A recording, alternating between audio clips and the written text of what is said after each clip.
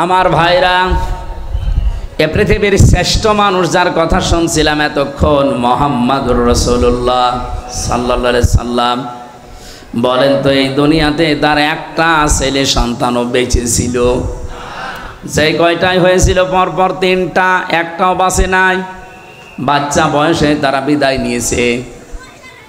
আল্লাহ রাব্বুল আলামিন এজন্য কোরআনে কারিমে তার পরিচয় দিতে গিয়ে জানিয়েছেন, মা কানা মুহাম্মাদুন আবা আহাদিম মির রিজালিকুম ওয়ালাকির রাসূলুল্লাহি ওয়া খাতামান নাবিয়্যিন। এই এদিকে তাকান, আমি গতানুগতিক কথা বলছি না, এখানে একটা শিক্ষা আছে। আল্লাহ পাক বলেন, মুহাম্মদ এই পৃথিবীতে কোনো অ্যাডাল্ট পুরুষের বাবা ছিলেন না। তিনি পুরুষের বাবা ছিলেন, কিন্তু বয়স্ক কোনো পুরুষের বাবা ছিলেন না। আল্লাহ এখানে এই জন্যে রেজাল দিয়েছেন, সিবিয়ান দেননি। সিবিয়ান মানে বাচ্চা, শিশু, আর রেজাল মানে প্রাপ্তবয়স্ক। কোরআনে কারিম কত সূক্ষ্ম, আপনি আয়াতটার এই শব্দটা শুনলেই টের পান। আমরা তো সে জন্মের পর থেকে বিভিন্ন জায়গায় এই রবিউল আউয়াল মাস আসলে মিলাদ হয়, আর মিলাদে ইমাম সাহেব যারা এই আয়াতটা পড়ে না, এই এলাকার ইমাম সাহেব নেই, আপনি ওনারা নিয়ে যান মিলাদ পড়তে, আয়াত দিয়ে তারা আরম্ভ করবে। মনে হয়তো গলায় সুর আছে, আমার ওইভাবে সুর হচ্ছে না, তাই ওই সুর দিয়ে এইটাই দিয়ে আরম্ভ করবে, মা কানা মুহাম্মাদুন আবা আহাদিম মির রিজালিকুম। মুহাম্মদ এই পৃথিবীতে কোনো অ্যাডাল্ট, কোনো প্রাপ্তবয়স্ক পুরুষের পিতা ছিলেন না। বলেন তো, এই শব্দটা যদি আল্লাহ পাক এখানে সিবিয়ান লাগিয়ে দিতেন, রিজাল না দিতেন, ওই জামানায় যারা কাফের, যারা আল্লাহর নবীর ভুল ধরতো, কোরআনেরও ভুল ধরার চেষ্টা করত, এই আয়াতটা শোনার পরে তারা ভুল ধরতো কিনা? আমার নিজের কাছেই তো সিবিয়ান দিলে আমি এখনই ভুল ধরতাম। এই যে টনি বেলাওয়ারের এক শালিকা লরেন বোথ, এই মহিলা ইরানের তেহরান বিমানবন্দরে এসেছিল আমেরিকা থেকে। মহিলা আসার পরে একজন মুসলমানের কাছে কোরআন শরীফ নিয়ে 53 জায়গায় লাল দাগ দিয়েছে। সংবাদ সম্মেলন করে বলছে, আমি 53 জায়গায় ভুল পেয়েছি। কি চেষ্টা করে তারা বলেন তো? আমি বাইরের দেশগুলোতে যেখানে আমারে নিয়ে যায়, সফরে গেলে আগে বিশ্ববিদ্যালয়ে যাই, সিঙ্গাপুরে, মালয়েশিয়া, থাইল্যান্ড, যত দেশে আমারে নিয়ে গেল এ পর্যন্ত আমি আগে যে দেখি ও দেশের ভার্সিটি, বিশ্ববিদ্যালয়ে যাওয়ার পরে পরিচিত কাউকে পেলে, কয়েকদিন আগে সৌদি আরবে আমার এক বন্ধু ওখানে পড়ে, ওরে বললাম যে দোস্ত নিয়ে চলো আমার এই লাইব্রেরিতে। আগে লাইব্রেরিতে গিয়ে আমি চিন্তা ভাবনা করে দেখি যে এখানে কি ধরনের বই পড়ানো হয়, পাওয়া যায়। আমার কুষ্টিয়া বিশ্ববিদ্যালয়ের যে লাইব্রেরি, মনে হয় 2 মিনিটে ঘুরে শেষ করে দেওয়া যাবে। মালয়েশিয়া ইন্টারন্যাশনাল ইসলামিক ইউনিভার্সিটি যেটা, ওর লাইব্রেরি যত বড়, আমি পুরাটা এলাকা ঘুরে দেখেছি, কুষ্টিয়া বিশ্ববিদ্যালয়ের চাইতে কমপক্ষে 20 ডবল বড় হবে, এত বড় এরিয়া। একটা বিশ্ববিদ্যালয় যদি আমাদের দেশের বিশ্ববিদ্যালয়ের চাইতে 20 ডবল বড় হয়, তার ক্যাম্পাস, তার লাইব্রেরি কত বড় হতে পারে? আপনি বই খুঁজবেন, নিজে যেয়ে অমুক বই পেয়ে যাবেন না, কম্পিউটারে টিপ দেওয়া লাগবে, কত তালায় আছে, কত কামরায় আছে, কত তাকে আছে, কত লাইনে আছে, ওটা লেখা উঠবে, ওই জায়গায় যে ওই বই পাবেন। তাছাড়া যদি নিজের মন মতো যে খুঁজতে চান, আমার মনে হয় আপনার জীবন শেষ হয়ে যাবে, এত বই সেখানে। বড় বড় বিশ্ববিদ্যালয়গুলো যে আমি এই ছোট্ট জীবনে দেখেছি, ওরা যত বই থাকুক না কেন, সবার উপরে আল কোরআন এইটা ওখানে লিখে দেয়। যে সমস্ত দেশে মুসলমান কম, যেমন সিঙ্গাপুরে 100 জনের মাত্র 5 জন মুসলমান, 95 জন সেখানে কাফের, বিভিন্ন জাতির লোক আছে, মুসলমান না। থাইল্যান্ডে ওই রকম মুসলমান হয়তো 2-3%, বাকি সবগুলোই তারা কাফের। আমার এক বাজারে নিয়ে গেল থাইল্যান্ডে।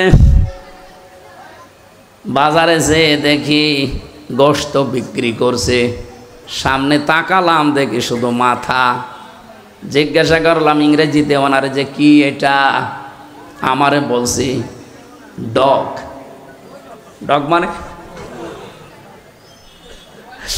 একটা দুইটা না, প্রায় 15-20টা ডগ মাথা কেটে রেখে দিয়েছে। ওরা তো আর বিসমিল্লাহির রহমানির রহিম বলেনি, এক কোপে আলাদা করে ফেলেছে। সাপ, বড় বড় সাপ জিয়ানো আছে, শুধু মাথা কেটে যে মাছের মতো পিস পিস করে। এরকম একটা দেশেও বিশ্ববিদ্যালয়ের দিকে তাকান, কত হাজার হাজার বই তাদের আছে, নিচের থাকে, ওপরে যেটা আছে সেই জায়গায় আছে দি হলি কোরআন। জোরে বলছো। ওরা আর কিছু না করুক, নতুন কোন তথ্য যদি বের করতে চায় কোরআন ছাড়া সম্ভব না। কিয়ামত পর্যন্ত পৃথিবীতে যত রকমের বিজ্ঞানী আসবে, সে আস্তিক হোক আর নাস্তিক হোক, কিছু যদি নতুন দুনিয়াকে দিতে চায় মাস্ট বি তাকে কোরআনের কাছে ভিক্ষা চাওয়া লাগবে। কথা বুঝতেছে? কি গবেষণা তাদের জীবনে আছে। এই যে লরেন বুথ বলছিলাম, এই মহিলা অনার্স মাস্টার্স করা, ডক্টরেট করা, কোরআন পড়তে একদিন 2 দিন করে পড়ে নাই, 3 বছর একাধারে পড়েছে। আর আমার মতো আনাকম জানাকমও পড়ে নাই, পড়েছে একেবারে বুঝে বুঝে। এক একটা শব্দের অর্থ বের করেছে একাধিক, কোন শব্দ কোন জায়গায় অ্যাপ্রোপ্রিয়েট হয়, কোন জায়গায় কোন শব্দ মিলতে পারে, এইরকম বুঝে বুঝে কোরআন পড়েছে। 53 জায়গায় যে লাল দাগ দিয়েছে আন্দাজে না, বুঝে শুনে দিয়েছে। কিন্তু আল্লাহর ইশারা, যেখানে ও লাল দাগ দেয় শেষ পর্যন্ত মুসলমানও হয়ে গেছে। জিজ্ঞাসা করছে যে আপনার ধর্ম খ্রিস্টান, তামাম পৃথিবীতে সব চাইতে বেশি মানুষ বাস করে খ্রিস্টান ধর্মে, আপনি সেই বাপদাদার ধর্ম বাদ দিয়ে এ পৃথিবীতে মুসলমানদের ধর্ম এমনিতেই মানুষ দেখতে পারে না। এদেরকে টেরোরিস্ট বলা হয়, জঙ্গি বলা হয়, সন্ত্রাসী বলা হয়। আর আপনি এই ধর্ম মেনে নিলেন মানে? লরেন বুথ ওই দিন জানিয়েছে, আমি মুসলমানদের চেহারা দেখে তাদের আচরণ দেখে মুসলমান হচ্ছি না, আমি মুসলমান হয়েছি আল্লাহর কোরআন দেখে। আমি 53 জায়গায় লাল দাগ দিয়েছিলাম ঠিক, এতদিন শুনতাম যে মুসলমানের কোরআনে কোনো ভুল নেই, কিন্তু আমার দৃষ্টিতে আমি পেয়েছি আল্লাহর দয়া আমার উপরে, আল্লাহর ইশারায় যেখানেই লাল দাগ দিয়েছি, ভুল ধরেছি, দেখি তার পরের আয়াতে বা পরের সূরাতে ওই আয়াতের জবাব আমার আল্লাহ 1500 বছর আগেই দিয়ে দিয়েছে। সূরা নেসার 34 নম্বর আয়াত শেষে আমি ভুল ধরলাম, এই আয়াতটাই আমার পরিবর্তন এনে দিয়েছে। আমি মনে করলাম যে এখানে যা দেওয়া আছে এটা তো বাস্তবতার সাথে মেলে না, কারণ তারা নারীবাদী, নারীদেরকে এগিয়ে রাখতে চায়। কিন্তু আমার যতটুকু গবেষণা, আমি চিন্তা ভাবনা করে বিশ্বে দেখেছি, অন্য জাতির লোকেরা আপনি দেখবেন, বিশেষ করে খ্রিস্টানরা, ওরা জাতে মাতাল হলেও তালে ঠিক আছে। আপনি খ্রিস্টান রাষ্ট্র যতগুলো আছে পৃথিবীতে তাকান, সবচাইতে বেশি খ্রিস্টান যেখানে বাস করে আমেরিকায়, তারা জাতে মাতাল হলেও তালে ঠিক। এই জন্যে বলছি, সারা পৃথিবীর 257টা রাষ্ট্র আছে, সব রাষ্ট্রকে তারা সবক দিয়ে বেড়ায় যে নারীর অধিকার সমান সমান করা লাগবে, বলে না? অথচ নিজেরা এ কথা আজ পর্যন্ত মানেন। 144 বছর চলছে আমেরিকা স্বাধীন হওয়া, অথচ তারা আজ পর্যন্ত মানে নাই। আমি বারাক ওবামা পর্যন্ত পড়েছিলাম ইতিহাস, এরপরেই তো বারবার আসতেছে যে লোকটা, এই ডোনাল্ড ট্রাম্প। ও দেখতে আমার মনে হয় একটা মাতাল, ও কিন্তু রাজনীতিবিদ না, একটা ব্যবসায়ী। হঠাৎ করে এই লাইনে এসে বিভিন্ন কায়দা কৌশলে হয়ে গেছে পরপর 2 বার। আপনি দেখবেন এরকম একটা মাতাল মার্কা লোক, যার নামে নারী কেলেঙ্কারি পর্যন্ত আছে। এই কথা বুঝতেছে? আপনি দেখেন কয়েকদিন আগে তার এগেনস্টে যে দাঁড়িয়েছিল কমলা হ্যারিস। এ পৃথিবীতে যদি শিক্ষিত নারী আপনি খোঁজ করেন জেনারেল লাইনে, 10 জন যদি আপনি শিক্ষিত নারীর তালিকা করেন, কমলা হ্যারিসকে একজন পাবেন। 1000-এর উপরে বিশ্ববিদ্যালয়ের লাইনে আছে, তার ভেতরে সবচাইতে উপরের বিশ্ববিদ্যালয় যেগুলো 1, 2, 3, 4 করে গণনা করা হয়, মার্কিং করা হয় একটার সাথে আরেকটা। আমাদের বাংলাদেশে একটাও সেই পর্যায়ে নেই। 1000 বিশ্ববিদ্যালয় সারা পৃথিবীতে, বাংলাদেশে তালিকায় এখনো একটাও যেতে পারেনি। তাহলে 1, 2, 3 কি গবেষণা হয় সেখানে বলেন তো? এইরকম জায়গা থেকে এই মহিলা পাশ করা, অথচ এই মহিলাকে ওই দেশের লোক গুরুত্ব দিল না, গুরুত্ব দিল ট্রাম্পকে। নবীজির হাদিস পড়েছিলাম, ক্বালান নাবিয়্যু সাল্লাল্লাহু আলাইহি ওয়াসাল্লাম লা ইউফলিহা কওমুন ওয়াল্লাহু আমরহুম ইমরাতুন, বুখারী শরীফের হাদিস। ওই জাতি কখনোই সফল হচ্ছে না, হবে না। লা ইউফলিহা, মজারের আগে লান আসলে অর্থ হয় জীবনেও হবে না। এই হাদিসকে আমি এখন আমার নিজের জন্য বানাচ্ছি, নাকি আমি যে দল করি ও দলের জন্য হাদিস বানালাম? আর এই হাদিস নবীজি মনে হয় বাংলাদেশে শুধু জামাত ইসলামের জন্য বলেছে। নবীজি যখন ইন্তেকাল করে তখন জামাত ইসলামী ছিল। 1941 সালে এই দলের জন্ম। আর আমি তো আমার জন্মই হচ্ছে 1992 সালে। সে হিসাবে হাদিস তো আমার বানানো, আমার বাবারও বানানো সম্ভব না। কথা বুঝতেছেন? কি বলি, একটু বিবেকের আয়না দিয়ে একটু চিন্তা করেন, দেখেন তো। নবীজি বললেন লাই ইফলিহা, যদি ইফলিহ বলতেন আমি অর্থ করে ফেলতাম। এই লানটা দিয়ে আমিও ঝামেলায় আছি। বিশ্বনবী নিজে গ্যারান্টি দিচ্ছেন কখনোই সফল হচ্ছে না, হবে না। কওমুন, ওই জাতি, ওই দেশের মানুষেরা, ওয়াল্লাহু আমরহুম ইমরাতুন, যারা তাদের এই পৃথিবীতে দায়িত্বভারগুলো সব মহিলাদের হাতে ছেড়ে দিয়েছে। অন্য কোনো দিকে না দিয়ে আপনি আমেরিকার সাথে মিলান, ওরা জাতে মাতাল, ওরা আল্লাহ বিশ্বাস করে না, নবীজি বিশ্বাস করে না। কিন্তু এই কথাটা দেখেন, পঙ্খানু 144 বছর মেনে চলছে। ওরা যে আজ চর্মচোখের দৃষ্টিতে আমরা দেখছি আজ দাঁড়িয়ে গেছে সফল, ওরা এই কারণে। এর আগে একজন ছিল হিলারি ক্লিনটন, তাকেও দায়িত্ব দেয়নি। কমলা হ্যারিস, তারেও দেয়নি। মাতাল, মদ খায়, তাতে কি আছে, তারে দেন। কিন্তু পুরুষ মানুষ,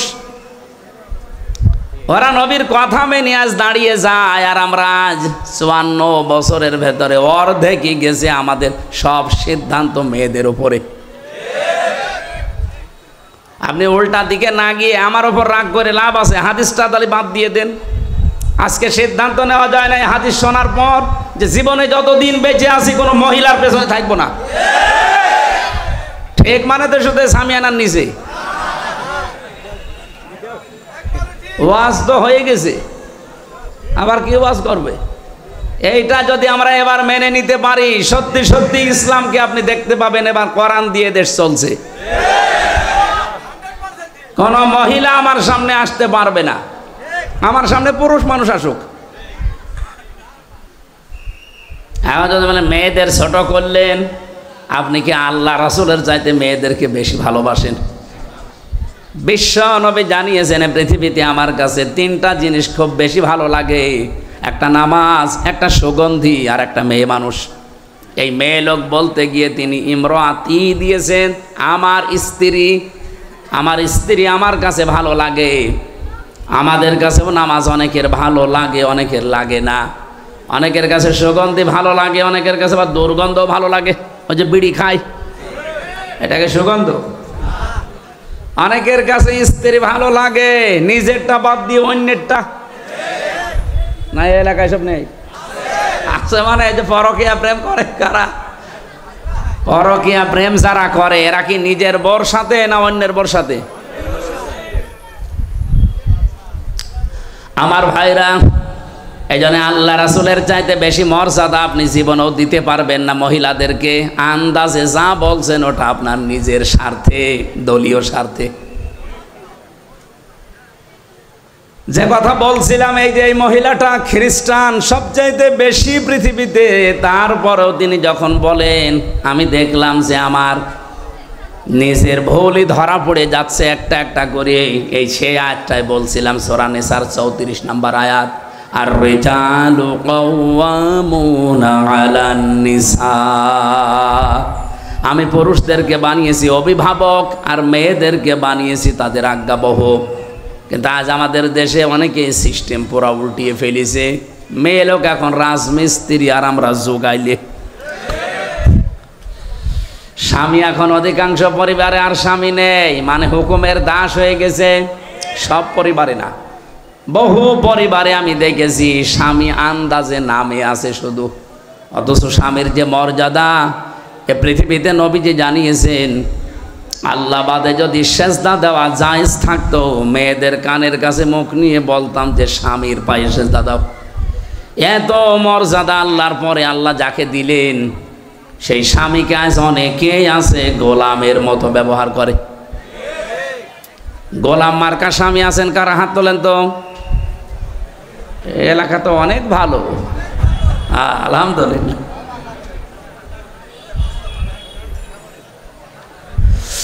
আমার ভাইরা, বিশ্বনবী যে জানিয়েছে এই পৃথিবীতে সবচাইতে বেশি আল্লাহ পাক খুশি হন ওই সময় যখন তিনি কোনো ঘরে মেয়ে পাঠান, নারীকে দেন। কন্যা সন্তান যখন কোনো ঘরে পাঠান তখন তিনি বেশি আনন্দ পান, খুশি হন। আমি যে কথা বলতে চাই আয়াত দিয়ে, বিশ্ব নবীকে আল্লাহ যদি সিবিয়ান না দিয়ে, রেজাল না দিয়ে সিবিয়ান দিতেন, আমরা তো আর কোরআন নিয়ে পড়ে থাকি না। যারা ভুল ধরার চেষ্টায় আছে অহরহ, তারা এই আয়াতি ভুল বের করতো যে মোহাম্মদ নাকি ছোট শিশুদের পিতা না। তাহলে এই যে তাহের, আবুল কাসেম, ইব্রাহিম, এগুলো কি? এরাও তো ছোটবেলায় মরে গেছে। আল্লাহ এমন শব্দ চয়ন করেছেন এই জায়গায়, সিবিয়ান দেননি, দিয়েছেন রেজাল। অথচ এসেছে জন্মের পর থেকে অনেকে আয়াত আমরা মিলাদে পড়েছি, এখানে যে তথ্য আছে অনেকে আমরা জানি না। তাহলে কত সেন্সিটিভ জায়গা কোরআনের প্রতিটি আয়াত। আমার আল্লাহ রেজাল ব্যবহার করে মানুষের মুখের ওপরে কাদা দিয়ে দিয়েছেন যে না, মুখ খুলতে পারবি না। কোরআনের ব্যাপারে ভুল ধরা দূরের কথা, যালিকাল কিতাবু লা রাইবা ফি, এখানে ভুল তো দূরের কথা, সন্দেহের লেশ পর্যন্ত নেই। বলেন সুবহানাল্লাহ। আল্লাহ তাহলে রেজাল দিয়েছেন সিবিয়ান না দিয়ে। তিনি প্রাপ্তবয়স্ক কোনো পুরুষের পিতা ছিলেন না দুনিয়ায়। পিতা ছিলেন শিশুদের, ছোট বয়সে তার ছেলেগুলো সব বিদায় নেয়। যতগুলো সন্তান তার দুনিয়ায় বেঁচে ছিল, মুরব্বী পর্যন্ত হয়ে গেছে অনেকে, সেগুলো সব মেয়ে যায়। এবার আমি একটা হাদিস এখানে শোনাতে চাই। নবীজি বলেন, হে পৃথিবীর মানুষেরা, যার মেয়ে আছে মেয়ের বাবাকে গালি দিবা না। আল্লাহ নবী কিন্তু কোনো দিন এ কথা বলেন না যে ছেলের বাবাকে গালি দিবা না। আমি আপনাকে ছেলের বাবাকে গালি দিতে বলছি না, কিন্তু আজ স্পেশালভাবে মেয়ের বাবাকে গালি দিবা না এ কথা আল্লাহর নবী বললেন। কারণ আমি মুহাম্মদ নিজে মেয়েদের বাবা। মেয়ে যাদের আছে আপনি গ্যারান্টি নিতে পারেন, শুধু 3টা কাজ যদি করতে পারেন ওর পেছনে, আল্লাহ পাক আপনাকে এই ওসিলায় একটা জান্নাত দেবেই। 1 নম্বরে তার একটা সুন্দর অর্থবোধক নাম রাখা লাগবে। এমন নাম রেখে দিয়েছে ও নাম শুনলে কুকুর পর্যন্ত হাসে। আধুনিক এমন এমন নাম এখন বের হচ্ছে। এই জন্য আপনি ইসলামী এবং অর্থবোধক নাম রাখবেন মেয়েদের। 2 নম্বরে শুধু নাম রাখাই শেষ না, এর পেছনে আপনি খরচ করবেন আপনার সাধ্য মতো দিন শেখাতে। আপনার মেয়ে হাফেজা হবে, আপনার মেয়ে ইঞ্জিনিয়ার হবে, ডাক্তার হবে, কোনো অসুবিধা নেই, কিন্তু তাকে প্রথমে কোরআনে কারিমের জ্ঞানটা এমনভাবে দেন ও বড় হয়ে যেন দুর্নীতি না করে। এগুলো যাদের ভেতরে আছে, আপনার মেয়ে যদি ডাক্তার হয়, রাজশাহীর ডাক্তার ফাতেমা সিদ্দিকার মতো হবে। আপনার মেয়ে যদি বিশ্ববিদ্যালয়ের শিক্ষিকা হয়, আমি বহু বিশ্ববিদ্যালয়ের শিক্ষিকা দেখেছি, এই মানুষগুলো সূর্যের আলো পর্যন্ত তাদেরকে দেখতে পায় নাই, অথচ তারা ভার্সিটির শিক্ষিকা। আর আপনার মেয়ে প্রাইমারির মাস্টার, ওরা আগা থেকে মাথা পর্যন্ত শুধু সূর্য না, এলাকার সূর্যরাও দেখে। এই জন্য তাকে এমন জ্ঞান আপনি প্রথমে দিয়ে দেবেন, ও যখন এই দায়িত্ব পালন করুক দুর্নীতি করবে না। আপনি দেখেন আগে কিন্তু 5 এবং 8-এ 100 মার্কের কোরআন ছিল, হাদিস ছিল, ফিকহ ছিল, ইসলামী ইতিহাসগুলো ছিল 100 মার্কের বৃত্তি পরীক্ষায়। কিন্তু আমাদের দুর্ভাগ্য, আগে যারা দায়িত্ব ছিল এই 15 বছরে ওরাই বৃত্তি পরীক্ষায় 100 মার্ক কোরআন হাদিস তুলে দিয়েছে। আরে পরীক্ষার জন্য অনেকে পড়ে না, সেটা যদি সিলেবাসে না থাকে ও জীবনে হাত দেবে। আগে সেই 3 যখন পড়তাম তখন গারে সুরের ঘটনা পড়তাম। হযরতে আবু বকর সিদ্দিক নবীজিকে রাতের বেলা পাহারা দিয়েছিলেন, পড়তাম আর ওই সময় বুঝতাম না, তারপরও মন লাগিয়ে দিতাম যে কি কি হয়েছে দেখি। আবু বকরের ওপর একটা আলাদা ভালোবাসা জন্ম নিত যে নবীর জন্য এত কিছু করেছে। ওখানে শিক্ষায় দেখবেন 2-3 লাইন আবার লেখাও ছিল যে হযরতে আবু বকর নবীজির জন্য একটা দিন একটা রাত এই কষ্টটা করার কারণে আল্লাহ এত বেশি খুশি হয়েছিলেন, কিয়ামত পর্যন্ত আমরা যারা দুনিয়ায় আসতে পারি সবার নেকি যদি এক পাল্লায় দেন, হযরতে আবু বকর নবীজির জন্য এক রাতে যে কষ্ট করেছিলেন ওই এক রাতের কষ্টের সমান যে সওয়াব, ওই সওয়াবের পরিমাণ হবে না। আবু বকরের প্রতি এমনি একটা আলাদা ভালোবাসা তৈরি হয়ে যেত, সেইগুলোই যদি এখন তুলে দেয় যে ভালোবাসা জন্মাবে কি করে। এই জন্য সিলেবাসে যারা ছিল শিক্ষা ব্যবস্থায়, ওরা যাতে মাতালগিরি করলো ওরা কিন্তু তালে ঠিক ছিল। আপনি দেখেছেন যে কয়জন মানুষ দায়িত্ব পালন করেছেন, নুরুল ইসলাম নাহিদ, ডাক্তার দীপুমণি, আর এই যে চট্টগ্রামের নওফেল, এগুলো লেখাপড়া কোন জায়গায়, এগুলো প্রোটেকশন কোন জায়গা থেকে। সর্বশেষ যে লোকটা দায়িত্বে ছিল এই মহিউদ্দিনের ছেলে নওফেল, চট্টগ্রামের শিক্ষা মন্ত্রণালয় ছিল, ওর পড়া ভারতের রামকৃষ্ণ। যারা রামকৃষ্ণ থেকে পড়ে এসে আমাদের মুসলমানের 92% মুসলমানের দেশের শিক্ষা ব্যবস্থায় শিক্ষামন্ত্রী হবে, ও তো কোরআন হাদিস পড়াবে। এই জন্য 100 মার্কের ছিল আবার তুলে দিয়েছে, দরকার নেই। আমরা চাই আবার এই দেশে সকালবেলা ফজরের পরে কনারের আওয়াজ বিভিন্ন ঘর থেকে আসতে থাকবে। এটা চান না? খালি আসলে আজকে আসার পরে প্রায় 4-5 জন বাচ্চা এসে বসে মাথায় হাত দেন, দোয়া করেন। কি দোয়া করব?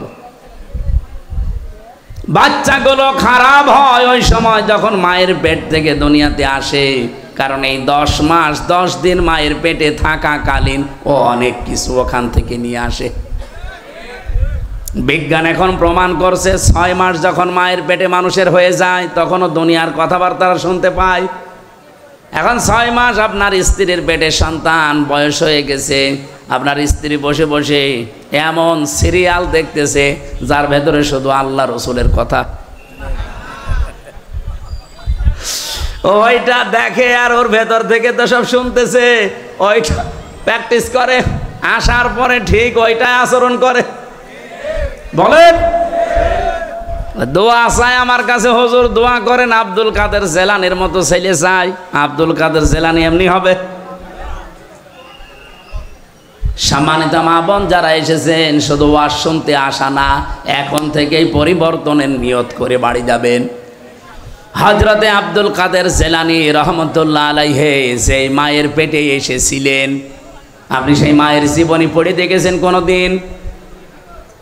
আমি কারাগারে থাকতেই 3 বছরে গুরুত্বপূর্ণ যে বইগুলো পড়ে শিক্ষা নিয়েছি তার অন্যতম প্রোডাক্টিভ মুসলিম, কারাগারে রাত দিন। আর এই যে আব্দুল কাদের জেলানি রহমতুল্লাহ আলাইহির জন্ম, এত সুন্দর করে সেখানে শিক্ষামূলক বিষয়গুলো তুলে এনেছে। সন্তান পেটে রাখা অবস্থায় যদি ওগুলো পড়তো তাদের ঈমানও বৃদ্ধি হতো জাইনাব আল গাজালির মতো।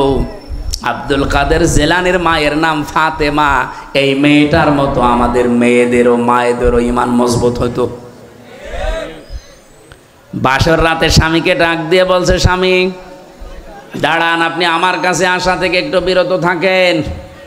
আমার বাবা কিন্তু আপনাকে বলেছিল আমি নাকি অন্ধ, আমি নাকি বোবা, আমি নাকি ন্যাংড়া। আর ঠিক বলেছে আমার বাবা। আপনি যে বাসর রাতে আমার কাছে আসতে যে ফিরে গেলেন ভয়তে, আপনি বিয়ের আগেই তো শুনেছিলেন যে আমি অন্ধ, অথচ আমার চোখ এখন ভালো। আপনি শুনেছিলেন যে আমি নাকি ন্যাংড়া, অথচ আমি হাঁটতে পারি। আপনি শুনেছিলেন আমি কিছু শুনতে পাই না, কালা, অথচ আমি আপনার কথা শুনতে পাচ্ছি।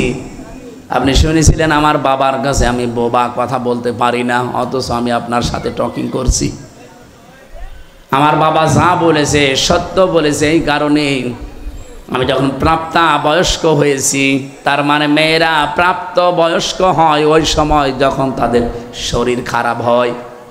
কথা বুঝতেছে? মেয়েরা যারা এসেছেন সম্মানিত মা বোনেরা, আপনাদেরকে বলছি, একটা মেয়ে মানুষ ওই পর্যন্ত প্রাপ্ত বয়স্ক হয় না, প্রাপ্তা। মেয়েদেরকে প্রাপ্তা বলা হয়, পুরুষ প্রাপ্ত।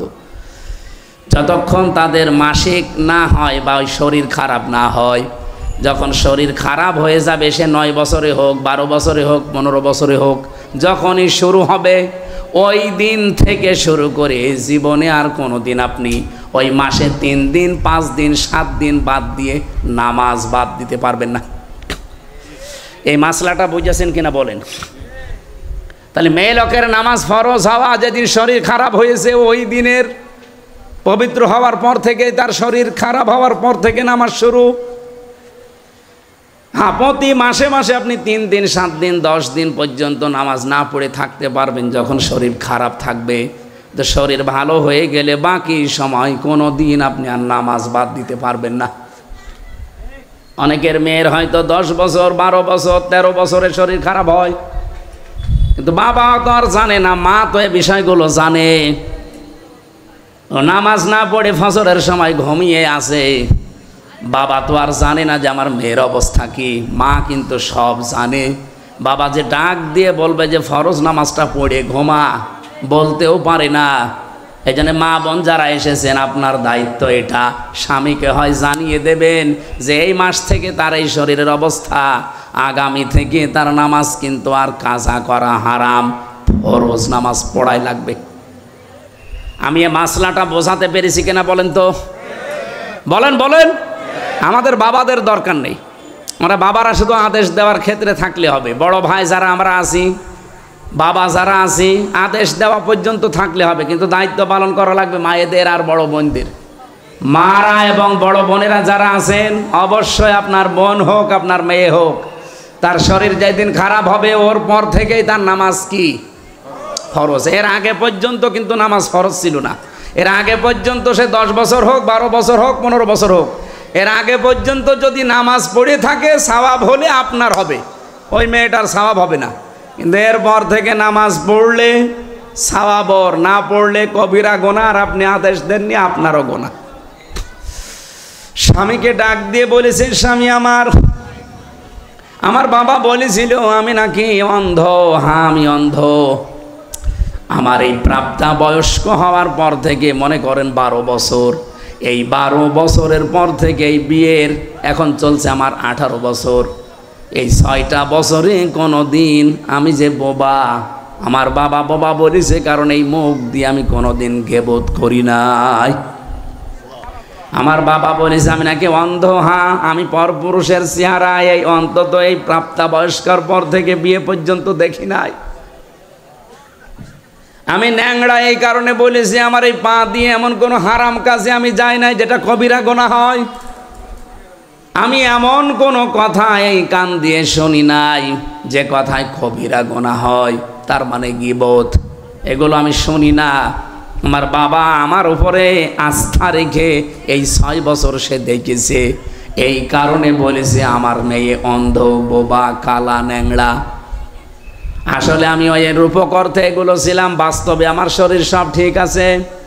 শুকরিয়া আদায় করলেন। বাসর রাত শেষ করে বউকে নিয়ে বাড়িতে গেলেন বাবার, কারণ এতদিন তিনি শ্বশুর বাড়িতে কাজ করে খেতেন 10 বছর। সর্বশেষ আমি তার জীবনী পড়তে গিয়ে বেশি এই মায়ের পেটে এসেছিলেন হজরতে আব্দুল কাদের জেলানী রহমতুল্লাহ আলাইহে। এত বড় চরিত্রের অধিকারী তার মা, এর পরেও তিনি মায়ের পেট থেকে এসে মাত্র 6 বছর তার বয়স, মা তাকে নিয়ে গেছে মাদ্রাসায় পড়ানোর জন্যে। ওস্তাদ ডাক দিয়ে বলছে, বাবা বলো বিসমিল্লাহির রহমানির রহিম, আলিফ বা তা সা। হযরতে আব্দুল কাদের প্রথমেই প্রশ্ন করলেন, উস্তাদ বিসমিল্লাহির রহমানির রহিম এর মানে কি?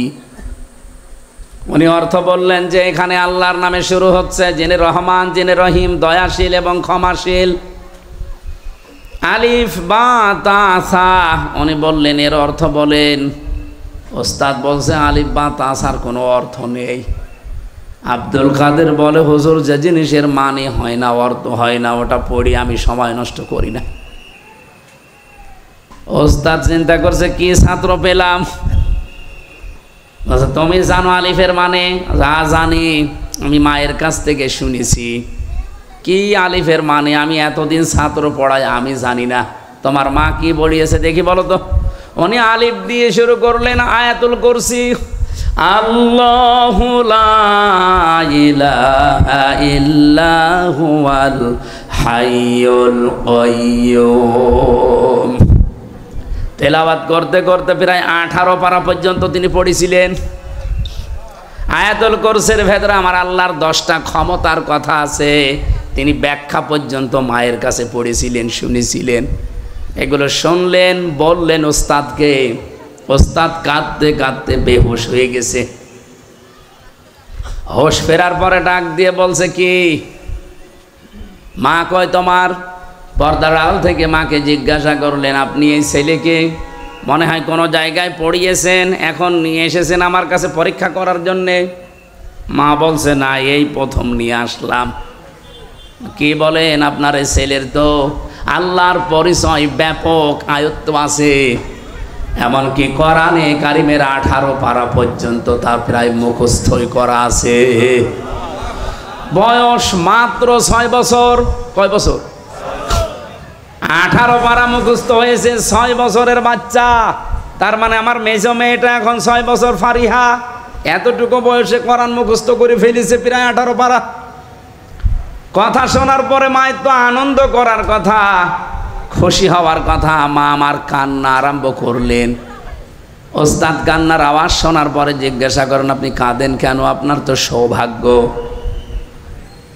মা ডাক দিয়ে বলে, ওস্তাদ কাজী আমি এই জন্যে, আমি নিজেও কোরআনের হাফেজা, আমি নিজেও কোরআন পড়াটাই হালকা বুঝি।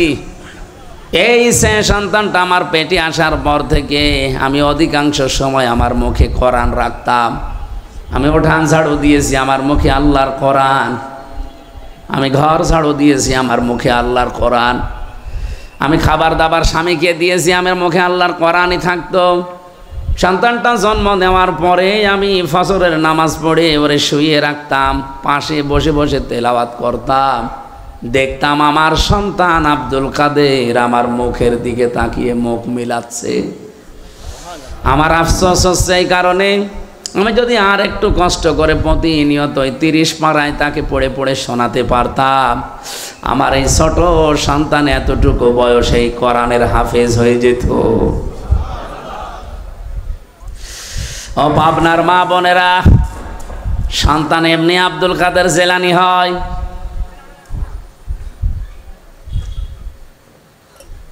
এখানে আমি যেটা বোঝাতে চাচ্ছিলাম, কন্যা সন্তান এই পৃথিবীতে মানুষকে আমার আল্লাহ দিয়ে তিনি নিজেই আরশে বসে বসে আনন্দ করেন, আর তিনি নিজেই খুশি হন। আপনি যখন এই মেয়েটার সুন্দর একটা অর্থবোধক নাম রাখার পর তার পেছনে খরচ করবেন সাধ্য মতো, মনে করবেন এটা আমি আল্লাহর রাস্তায় সাদগা করছি।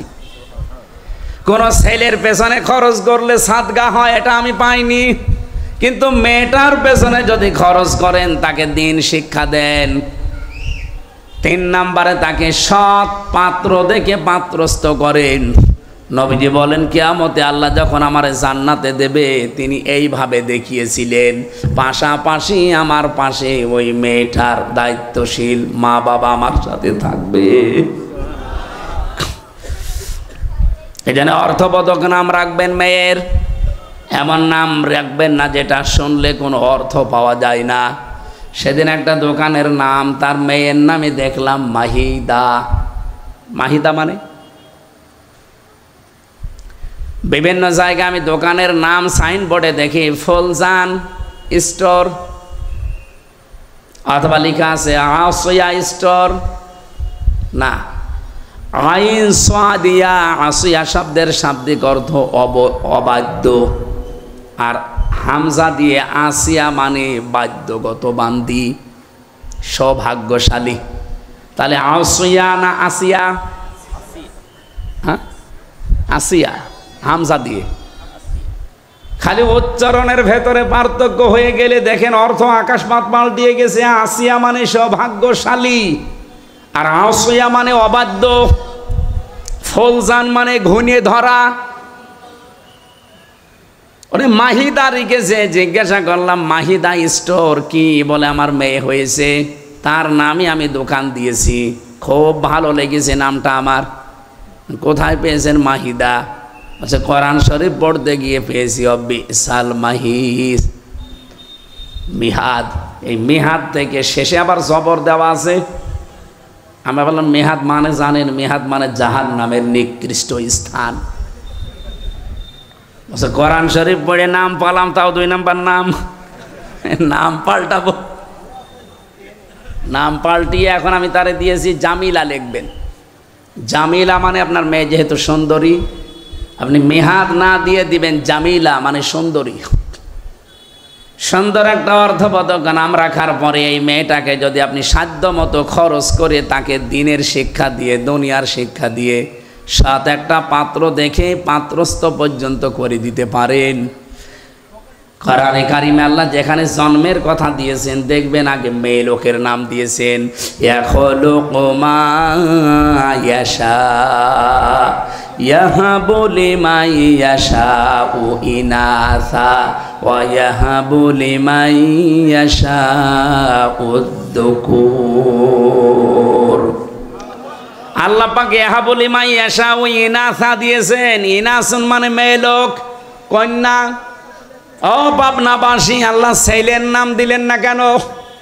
আল্লামা আলুসি রুহুল মান, রুহুল মানি, রুহুল বায়ান এই তাফসিরের ভেতরে তিনি ব্যাখ্যা করতে গিয়ে লিখেছেন আল্লাহ পাক সবচাইতে বেশি ভালোবাসে মেয়েদেরকে, এই জন্যে তিনি মেয়ে দিয়ে আরম্ভ করেছেন আয়াতটা। জোরে বলেন সুবহানাল্লাহ।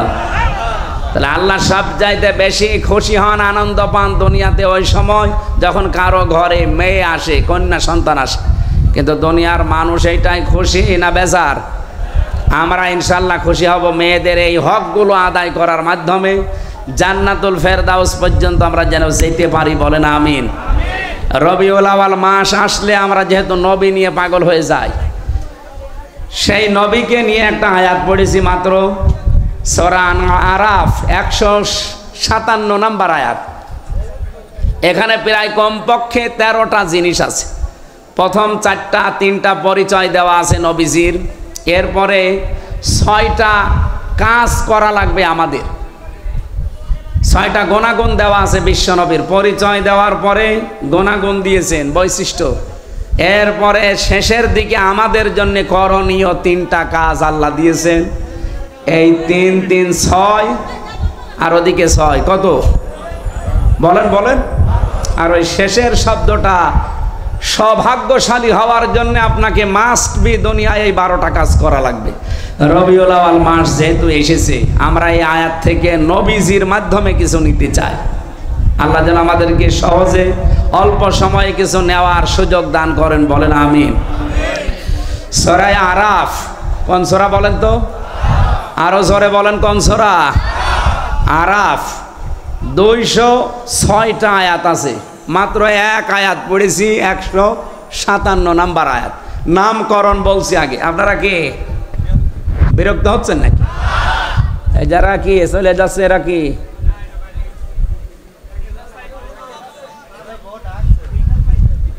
আমার ভাইরা একটু খেয়াল করে শুনবেন, তাফসীর মাহফিলে কথা বলতে হলে একেবারে এটা নামকরণ থেকে আরম্ভ করা লাগে। আরফ শব্দের শাব্দিক অর্থ আমরা জানি, ওই যে আরাফাতের ময়দান না, এটা শুধু আরাফাতের ময়দান না, আরফ শব্দের শাব্দিক অর্থ উঁচু। এটা জান্নাত এবং জাহান্নামের মাঝখানে একটা দেওয়াল দেওয়া আছে, এই দেওয়ালটার নাম হচ্ছে আরফ। নবীজি বলেন কিয়ামতের দিন আল্লাহ কিছু মানুষকে এখানে বসিয়ে দেবেন, এ মানুষগুলো জান্নাতেও যেতে পারবে না, জাহান্নামেও যাবে না। এদিকে তাকান, খুব গুরুত্বপূর্ণ একটা পয়েন্ট। এই ছেলে বসো। সাহাবী প্রশ্ন করলেন, হে নবী এরা জান্নাতে যাবে না, জাহান্নামেও যাবে না, ওই জায়গায় থাকবে কতদিন? নবীজি আর বলেননি যে কতদিন। আপনি টের পাচ্ছেন, জান্নাতেও আপনি যেতে পারবেন না, জাহান্নামেও যাবেন না। হ্যাঁ, ওই প্রাচীরের ওপরে দাঁড়িয়ে থাকা লাগবে। কতদিন আর নেই, সীমা নেই। আমাদের কারো কপাল যদি ওইরকম হয়ে যায়, কেন হবে সেই কথাটা বলে আমি তাফসিরে যাচ্ছি। বিশ্বনবী বলেন আল্লাহ তাদেরকে জান্নাতে দেবে না মাত্র একটা কারণে, ওর নামাজ রোজা পর্দা পশিদা সব ঠিক ছিল, কিন্তু পরিবারে ওর বউর সাথে আচরণ ভালো করতো, মার সাথে আচরণ ভালো করতো না। ও দুনিয়ায় মায়ের হক আদায় করে নাই ঠিক মতো, এই কারণে আজ ওই জায়গায় দাঁড়িয়ে আছে, ও জান্নাতে যেতে পারছে না। তাহলে জান্নাতে যাওয়ার বাধা কিন্তু আপনার মা বাবা। আমার মনে হয় এখন মা বাবা যারা প্যান্ডেলে বসে আছে এরা আনন্দে আত্মহারা যে হুজুর আরো বেশি দিন বেঁচে থাক। আরে মা বাবা, আপনারও তো কিছু দায়িত্ব আছে। ওই যে সন্তান হওয়ার পরে তার সুন্দর অর্থবোধক নাম রাখার পরে তার দ্বীনের শিক্ষা দেওয়া। এই কথা বলেন না কেন? আপনি কি শিক্ষা দিয়েছেন যে আপনি মা বাবা আল্লাহর পরে আপনার স্থান সে ছেলে জানেই না? কয়েকদিন আগে একটা জানাজা দেখছিলাম ভিডিওতে, এই বাংলাদেশের সুদর্শন পুরুষ নামে একজনের নাম শোনেননি? ও যদি সুদর্শন পুরুষ হয় আমি কি কি জানো নাম ওর? অ্যাডলফ। আমি মনে করছিলাম অ্যাডলফ হিটলার মনে হয়। এই শয়তানের জানাজার নামাজে আমি দেখলাম ও বাবা মারা গেছে, জানাজা পড়ছে, এইভাবে তুলে দাঁড়িয়ে আছে। এখন যে কোনো দেখি সালাম ফেরানো লাগবে তাও জানে না। অ্যাডলফের মতো সন্তান আপনি জন্ম দেন, ও যতই সুদর্শন পুরুষ হয়ে বাংলাদেশ কাঁপিয়ে যাক, আল্লাহর কসম কিছুদিন পরে দেখবেন তার মাকে বৃদ্ধাশ্রমে রেখে এসেছে। কারণ আজ হাজারো বৃদ্ধাশ্রমে নিজে খোঁজ নিয়েছি, নিজে গেছি, যেয়ে দেখেছি দিন শিক্ষায় শিক্ষিত যারা, হ্যাঁ তাদের মা বাবাও বৃদ্ধাশ্রম অনেক আমি পেয়েছি। এটা শুধু ওই ছেলেটার কারণে না, এটা হচ্ছে তার বউর কারণে। অধিকাংশ 190 জন মা বাবা যারা আজ বৃদ্ধাশ্রমে থাকে তাদের খোঁজ খবর নিয়ে পাশে বসে কথা শুনলে দেখবেন চোখের পানি ফেলতেছে, হাও মাও করে। আমি এই যে কিশোরগঞ্জে পেয়েছিলাম, কিশোরগঞ্জ থানা, ওইটা হচ্ছে নীলফামারী জেলা। আমি যে দেখলাম দুই পাশে মা আর বাবা বসে আছে, প্রায় 25 জন 50 জন। একজনের কাছে একটু মাথা কাত করে বললাম, কি বাড়ি কোথায়, কি করেন, কেন এখানে এসেছেন? হাও মাও করে আমার হাত চেপে ধরে হাও মাও করে কাঁদতেছে এই বাবাটা আর মা। বলছে, একজন বলছে আমার 2টা ছেলে থাকে, একটা আমেরিকায় আর একটা ইংল্যান্ডে, আর একটা ছেলে আমার এদেশে আছে, সে বড় ডাক্তার। 3টা ছেলে প্রতিষ্ঠিত। আমার ছেলেদের আমি দোষ দেই না, সেই রকম দোষ হচ্ছে আমার বৌমাদের। ওরা এমনভাবে কড়াকড়ি করে, শেষ পর্যন্ত বাড়িতে 5টা রুম আছে, একটা রুমে আমাদের এই বুড়ো বুড়ির জায়গা হয় না, টাকা পয়সা পাঠাই, এই বৃদ্ধাশ্রমে আজ পড়ি আছে। আমি অনেক দিনের শিক্ষায় শিক্ষিত মানুষের মা বাবাকেও পেয়েছি। সত্যি কথা বলবো তো অসুবিধা কি? আমার গায়েও পড়তে পারে, পড়ুক, কিন্তু তারা শুধু দায়ী না। যে সমস্ত মাওলানা বলেন এই দিন শিক্ষায় শিক্ষিত ভাইরা তাদের মা বাবাকে বাধ্য হয়ে রেখে এসেছে শুধুমাত্র তাদের পরিবারের সন্তান আর বোর কারণে। আমি এক কলেজের অধ্যাপককে দেখেছিলাম, সে দিনের শিক্ষায় শিক্ষিত আবার জেনারেল, কিন্তু মাকে যখন বৃদ্ধাশ্রমে রেখেছে প্রায় 3 মাস হয়ে গেছে, খোঁজ খবর মাঝে মাঝে নিতে যায়। আর আজকে কর্তৃপক্ষ তারে খবর দিয়েছে যে আপনার মা মনে হয় বাঁচবে না, সর্বশেষ আপনি একটু শেষ দেখা করেন। উনি যে দেখি হাওমাও করে কাঁদছে মায়ের পায়ের কাছে বসে। ওর মা বলছে, কান্না বন্ধ কর, আমার সময় আর বেশি নেই, আমি মনে হয় বিদায় নেব। তবে তোর একটা কথা বলি, আমি যখন মারা যাব তখন তুই আমার মাথার উপরে যে ফ্যানটা আছে এটা ভালো না, ঘোরে না। এই কথা বলে কারা এখানে? আশ্চর্য তো, মানুষ কথা শুনছে আর ওরা কথা বলছে মানে। এই কমিটিতে যারা আছেন আপনারা নিজের নীরবে ঠিক করেন। মঞ্চের পেছনে কারা? ওরা কারা? কান ধরে 2-1টা করে দেন, দিয়ে এখান থেকে বিদায় করে। মা ওরে বলছে ফ্যানটা পাল্টিয়ে দিবি। এ কথা বলতে বলতে দেখলাম জিজ্ঞাসা করছে কান্না জড়িত কণ্ঠে, মা কেন? কেন মানে আমি তো তোর ছোটবেলা থেকে পর্যন্ত মানুষ করে দেখেছি, তুই তো গরমে থাকতে পারিস না, তুই যে ফ্যানটা আজ 3 মাস আমার মাথার ওপর এটা ঘোরে না, তুই আমার সাথে শেষ বয়সে যা করলি আমার মনে হচ্ছে কিছুদিন পরে তোর এখানে আসা লাগবে। তোর তো ফ্যান ছাড়া ঘুম হবে না, তোরে আমি খুব ভালোবাসি, আগে থেকে সতর্ক করলাম, ফ্যানটা পাল্টিয়ে নতুন ফ্যান আগে লাগিয়ে দিস, তাহলে তোরই ভালো হবে। এ কথা বলে ওর মা মরে গেল। আমার বলছে হুজুর মন খারাপ, আমি দেখতে গিয়েছিলাম ওটা ওই চট্টগ্রাম বিভাগে। মন খারাপ করবেন না, আমার ওপরে আপনি গালি দিয়েন না, রাগ করেন না, এ দোষ শুধু আমার একা না, আমিও আপনার মতোই দিনী শিক্ষায় শিক্ষিত, আমি কলেজের অধ্যাপক, আমি জেনারেল থেকে অনার্স মাস্টার্স করেছি, আমার 2টা ছেলে মেয়ে আছে, আমার মা 3 মাস এখানে পড়ে আছে, মাঝে মাঝেই মাকে আমি খরচ দিয়ে যাই, কিন্তু সাধ্য মতো দিতে পারি না। বউ আমারে বলেছে এই বুড়ি যদি বাড়ি থাকে তোমার ভাত আমি খাবো না। আমি তো বউকে তালাকও দিতে পারলাম না ওই বাচ্চাদের মুখের দিকে তাকিয়ে। শেষ পর্যন্ত মাকেই রেখে গিয়েছিলাম, আজকে মা আমার চিরদিনের মতো চলে গেল। আমার বাবা সেই ছোট্টবেলায় মারা গেছে, বহু কষ্ট করে এ পর্যন্ত আমি পৌঁছিয়েছিলাম। খুব অবস্থান ভালো না আমার, যাই আছে আমি চলতে পারতাম, কিন্তু আজকে আমি এমন একজনকে হারালাম যে দুনিয়ায় আমার নাম ধরে ডাকবে সেরকম মানুষ এখন আর নেই। বলেন তো জেনারেল শিক্ষা বলেন আর ধর্মীয় শিক্ষা বলেন, মা বাবাকে বৃদ্ধাশ্রমে রেখে আসার পেছনে আমি যতটুকু দেখছি, আমি তো একেবারে কম ঘুরি না, যতটুকুই দেখছি সবচাইতে বেশি ভূমিকা পালন করে বাড়ির বউগুলো।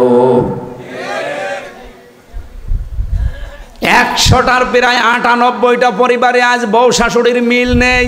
ছোটখাটো জিনিস নিয়ে তাদের মনের দূরত্ব এত বেশি, শেষ পর্যন্ত স্বামী যারা আমরা আছি আমরা মানসিক রোগী হয়ে যাই।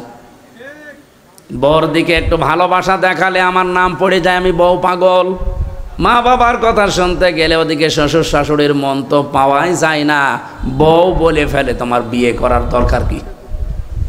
আমি কি বেশি বললাম? হ্যাঁ, এটা বাংলাদেশে নেই। এই 2 চাপা কলে পড়ে হাজার হাজার স্বামী আজ আমরা মানসিক রোগী, কিছু বলতেও পারি না, সইতেও পারি না। এ ঝামেলায় আছেন কারা? হাত তোলেন দেখি, তোলেন।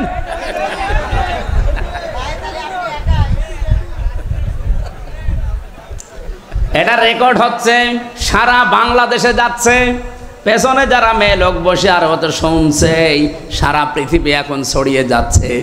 হাতে পায়ে ধরে মাদেরকে বলছি, বিশেষ করে বউদেরকে বলছি, আল্লাহর কসম আপনি জান্নাতে যেতে পারবেন না যতক্ষণ শ্বশুর শাশুড়িকে নিজের মা বাবার মতো মনে না করবেন। আরে নিজের মা বাবাও তো আপনার কাছে থাকলে জীবনও আপনি এরকম ঝাড়ি দিতে পারবেন, এরকম মন খারাপ করতে পারবেন? 24 বছর 25 বছর 28 30 বছর পর্যন্ত হামজার পেছনে এই মেয়ে লোকটা শ্রম দিয়েছে নিঃস্বার্থভাবে। এই পুরুষ লোকটা রোদে পুড়ে পুড়ে পিঠের চামড়া কালো বানিয়ে ফেলেছে এই হামজার জন্যে। আর আপনি 3 কথায় এসে 3 দিনে আপনি পাল্টিয়ে গেলেন। আপনি নিজের শুধু ক্ষতি করছেন না, এই স্বামীর মন থেকে তো উঠে যাচ্ছেনই। আপনি দেখবেন স্বামীরা সবচাইতে জড়ানো জিনিসকে বেশি ভালোবাসে। আরে পৃথিবীতে সবচাইতে বেশি আমরা পুরুষ যারা আছি, আল্লাহর কসম আমি কোরআন হাতে নিয়ে বলতে পারি, আল্লাহ রাসূলের পরে আমি সবচাইতে বেশি ভালোবাসি আমার মা আর বাবাকে। আর এই মা বাবার সাথে যে জিনিসে জড়িয়ে থাকে তাকেও বেশি ভালোবাসি। এই জন্য যদি স্বামীর মন পেতে চান, আপনি স্বামীর মা বাবার সাথে কন্যার মতো জড়িয়ে যাবেন, তাহলে এমনি আপনাকে মন থেকে ভালোবাসবে। কথা বলেন ঠিক কিনা? আরো জোরে বলেন। আমার ভাইরা, বিশ্বনবী মুহাম্মদ রাসূলুল্লাহ সাল্লাল্লাহু আলাইহি সাল্লামকে আল্লাহ যেই কথাগুলো আমাদের মাধ্যমে এবার জানাবেন, সূরা আরাফ থেকে যেহেতু পড়েছি, আপনি আরাফ থেকে এই প্রাচীর নামক জায়গায় মনে করেন এখন দাঁড়িয়ে আছেন, আপনার বিচার চলছে। আপনাকে আল্লাহ জান্নাতে দিচ্ছে না শুধুমাত্র মায়ের কারণে, বাবার হক আদায় না করার কারণে। সাহাবী প্রশ্ন করলেন, হে নবী, আমার মা বাবার কারণে না আমি জান্নাত যেতে পারলাম না, জাহান্নামে আল্লাহ দিচ্ছে না কোন কারণে? এই বসেন বসেন, একটু একটু, এইটাই আমার মূল বিষয়, নাই তো আমি এই পয়েন্ট পর্যন্ত আসতাম না। এদিকে তাকান। সাহাবী প্রশ্ন করার সঙ্গে সঙ্গে নবীজি বললেন তাকে আল্লাহ জান্নাতে দিচ্ছে না মা বাবার কারণে, আর জাহান্নামে দিচ্ছে না, লোকটা আর যাই করুক দুনিয়ায় দিন কায়েমের জন্য চেষ্টা করত। তাহলে দিন কায়েম করা এটা কিন্তু ফরজ, এটা নফল কাজ না। যত ফরজ আছে দুনিয়ায়, এই জমিনে আল্লাহর দিন কায়েম করা, নামাজ রোজা হজ যাকাত দান সাদকা এর চাইতেও বড় ফরজ। কারণ দিন কায়েম না থাকলে আপনি নামাজের হক আদায় করে নামাজ পড়তে পারবেন না। দিন কায়েম না থাকলে আপনি জাকাত ভিত্তিক অর্থনীতি পাবেন না। দিন কায়েম না থাকলে আপনি পর্দাশীল মহিলা খুঁজে পাবেন না। এখানে কোরআনে কারিমে আমি যতটুকু স্টাডি করে দেখলাম, আমি তো সে ছোটবেলা থেকে এর সাথে লেগে আছি, আমার এই মাথার ভেতরে কোরআনের যতটুকু জ্ঞান আছে আমি দেখেছি সব ফরজের বড় ফরজ আল্লাহর জমিনে দিন কায়েম করা। আদম নবী থেকে আমাদের নবী পর্যন্ত কত লক্ষ নবী হতে পারে বলেন? আমি অন্তত ছোট জীবনে যত নবীর জীবনী পড়েছি, শুধু 2 জন নবীর জীবনী বাদ দিয়ে প্রত্যেকটা নবীর জীবনের শেষে পেয়েছি আন আকিমুদ্দিন, দিন কায়েম করো।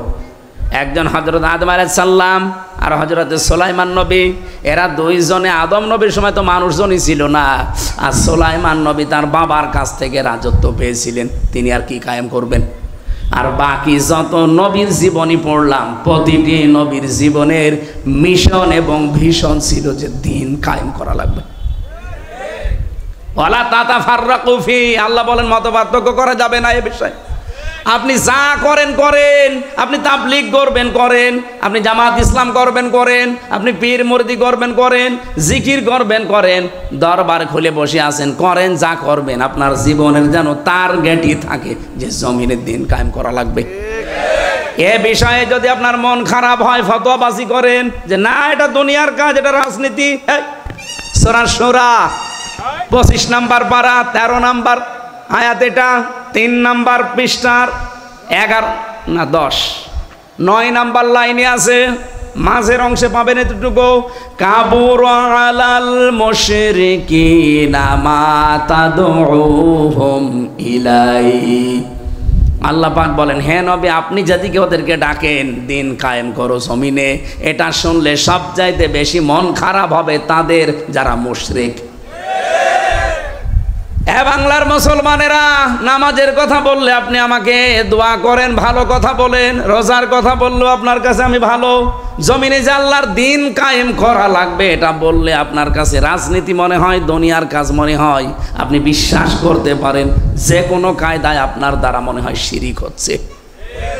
শিরিক করলে মানুষ যেহেতু মুশরিক হয়, আর দিন কায়েমের কথা শুনলে রাগ হবে, মন খারাপ হবে। খারাপ লাগবে কাদের? মুশরিকদের। বলেন বলেন, এ বাংলাদেশে দিন কায়েমের কথা বললে আপনার রাগ হয়, আপনি কি মুশরিক? বলেন। আমি তো স্টেজগুলোতে এসে আমার বাবার আইন কায়েম করো বলি না, বলি আল্লাহর বিধান কায়েম করা লাগবে। কারণ এইটা কায়েম হলে এই দেশে ডাকাতি থাকবে না, চুরি থাকবে না, জাকাত ভিত্তিক অর্থনীতি কায়েম হয়ে যাবে। ঠিক বাড়ি বাড়ি জাকাতের সম্পদ পৌঁছিয়ে যাবে। জাকাত নেওয়ার জন্য তখন পাড়া খেয়ে মরা লাগবে না। এদেশের সম্পদ বাইরের দেশে শুধু হাত পাতা লাগবে না। যে টাকায় আছে এদেশের সম্পদ আছে, শুধুমাত্র জাকাত ভিত্তিক অর্থনীতি কায়েম করে দেন, এ দেশটা ঠিক 1 বছরে আবার দাঁড়িয়ে যাবে। আর বাইরের মুসলমানদের 57টা, তারা তো বিভিন্ন কায়দায় আমাদের দেওয়ার জন্য রেডি হয়ে আছে। আমি মালয়েশিয়া গিয়েছিলাম, সৌদি আরবে ছিলাম, এই দেশটার চাইতে 14 ডবল বড় এই দেশটা। যেখানে যেখানে মিশেছি তারা জানে যে এই পৃথিবীতে সব চাইতে বেশি মুসলমান বাস করে ইন্দোনেশিয়ায় আর বাংলাদেশে। জাকাত ভিত্তিক অর্থনীতি কায়েম করেন না কেন? তারা জাকাত পাঠাবে, ওই টাকাগুলো, নিজের টাকাগুলো, নিজের সম্পদগুলো আপনি শুধু মানুষের দ্বারে দ্বারে জাকাত ফরজ পৌঁছিয়ে দেবেন। 1 বছরের ভেতরে দেখবেন ওই মানুষটা আর ভিক্ষা করবে না, মানুষের চাঁদাবাজি, ছিনতাই, চুরি না। ও নিজের যখন কর্মসংস্থান পাবে, পেটে খাবার থাকবে, তখন ঠিক ভালো রাস্তায় চলবে।